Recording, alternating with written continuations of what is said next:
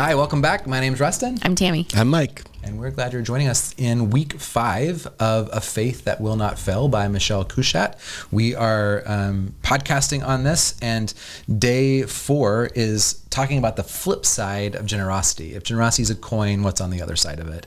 And her argument is that forgiveness is the flip side of generosity, that part of being a generous person is letting go, going back to last week, and forgiving people in places where they've hurt you. So I really appreciated the Couchat saying, when I allow my family members, friends, neighbors, coworkers, strangers to me to be their in-progress selves without resentment or rejection, I find a little more acceptance of myself too.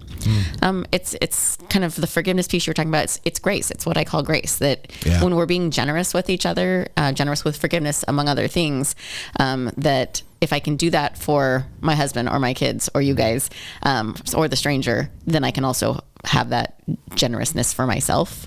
So I felt stretched by that a little bit, and it was a good reminder. I love that. Before we were filming, we were talking about like that forgiveness and these things that she lists in this really is the embodiment of grace, right? And how the word for Eucharist is a carrying of 3 different words. It's charis, meaning grace, Eucharisteo, meaning thanksgiving, and chara, meaning joy. And so how these things hold together, that the act of contentment, being thankful, is rooted in grace, which we find in the practice of forgiveness. And, part of what we experience in both the forgiveness and the thanksgiving is it increases our joy. Yeah. It makes us happier and more content in our space.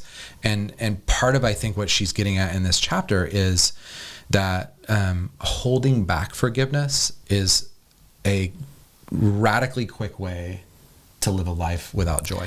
Yeah, I mean, that's the part that stuck out to me is, where, for lack of a better term, where am I holding grudges, right? Where are, for me, it's people, right? Or that I can't forgive or that I'm wrestling with, And it's funny that there's moments, even from my teen years, that stick out still, Okay.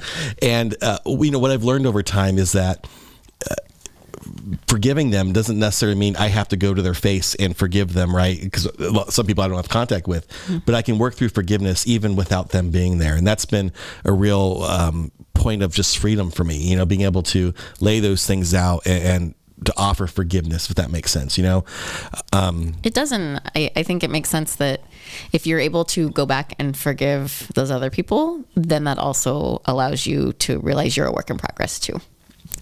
And opens up contentment, right? Like I can be content in these places that have before sown discontent in me. Yep. Yeah. Tim, you want to give us our 5-minute faith builder for today? So reading the sentence again at the end of the 5-minute faith builder, generosity includes giving forgiveness, patience, understanding, kindness, encouragement, time, and skills. And it also looks like withholding criticism, condemnation, sarcasm, hasty judgments, and contempt, to name a few. So circle the acts on that list that are most meaningful for you, or if you're not a list maker, just kind of look at that list and is there something you'd add to the list? Is there something that's most easy or most difficult for you, and spend some time with that today? In the online comments, I would just maybe pick that one off the top. That's the one that sticks out most to you, and just write that in the comments. And we would love to, again, see what is going on in your life and how we can partner and pray with you.